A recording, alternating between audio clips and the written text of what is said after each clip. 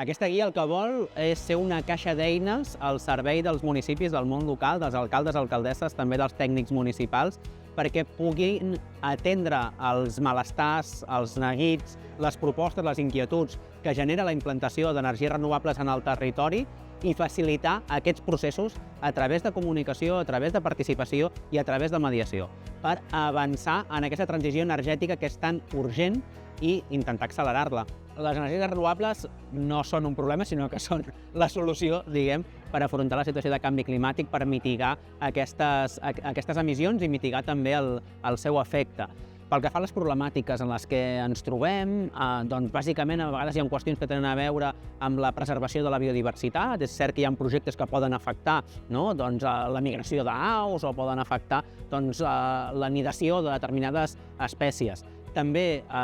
sobretot, la compatibilitat dels projectes d'infraestructures renovables amb zones agràries, per exemple, hi ha una pròpia activitat agrària, que és un sector clau també per avançar en aquesta transició ecològica. I, finalment, qüestions que tenen a veure més amb el desconeixement del propi sector, el desconeixement de les necessitats que hi ha i els processos administratius que són moltes vegades massa burocràtics i massa lents i que no permeten donar una resposta adequada a aquesta necessitat d'accelerar la implementació d'aquests projectes. Els ajuntaments ho tenen una mica complicat perquè no tenen competències ni pel que fa en planificació i ordenació, que correspon a la Generalitat, ni tampoc pel que fa a l'autorització de les plantes d'energies renovables, que correspon també a la Generalitat de Catalunya. No obstant, els ajuntaments, al ser els més propers a la ciutadania, moltes vegades són els únics capaços de generar aquest diàleg, aquest consens, aquesta confiança, que és la base de l'èxit perquè els projectes puguin acabar implementant-se. Aleshores, el que cal fer, diguem, és utilitzar la capacitat que tenen els ajuntaments tant a l'hora d'informar en els processos d'exposició pública d'aquests procediments, d'aquesta tramitació, com també més enllà d'allò que està establert legalment, perquè els ajuntaments siguin facilitadors d'aquestes infraestructures, perquè ajudin que aquestes infraestructures renovables s'ubiquin en el millor lloc possible i que tinguin una compensació el millor possible pel territori, perquè el benefici de l'energia que s'està generant pugui beneficiar en primer terme el món local. Doncs sí, tenim casos pràctics, per exemple,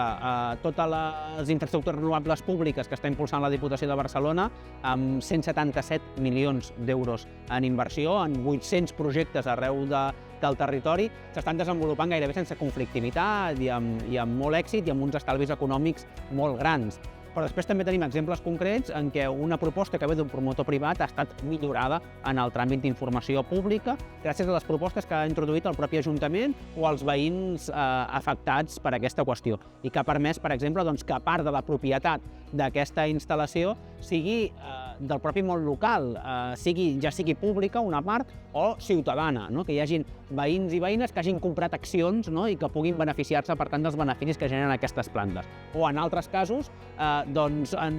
municipis en els que hi ha situacions de pobresa energètica, beneficiant-se directament de l'electricitat a un preu molt per sota del preu de mercat. Aquests són alguns exemples del ventall que hi ha de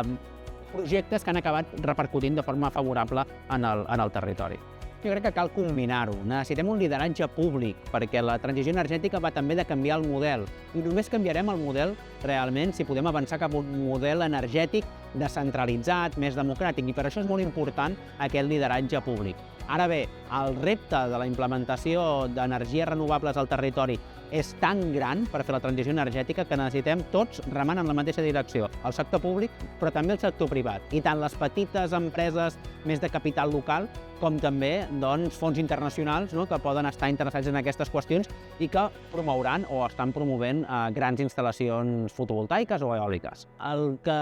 ha de quedar clar és que la ciutadania, quan se li instal·la una infraestructura d'aquesta, i sobretot quan aquesta infraestructura té un impacte ambiental o té un impacte simbòlic en el territori, que ha implicat unes certes renúncies per part dels veïns i veïnes, com això pot acabar beneficiant el propi municipi. I aquí hi ha uns beneficis que s'estableixen de forma reglada, que són obligatoris legalment a través dels tributs, pel que fa a la contribució de qui promou aquestes plantes en el municipi. Per tant, els municipis tindran un millor finançament i, per tant, podran millorar els seus serveis socials, millorar les biblioteques, millorar els seus equipaments, però també hi ha una part que no està prevista a la norma, però que és important i es poden fer acords, per exemple, a través de l'autoconsum compartit, poder fer arribar l'electricitat generada en llars vulnerables, no? per atendre situacions de pobresa energètica. Això, com a Diputació de Barcelona, amb el programa Renovables 2030, ja ho estem fent en un 44% dels nostres projectes. Si des de la iniciativa pública això és possible, el que plantegem és que des de la iniciativa privada també s'hauria de fer el mateix.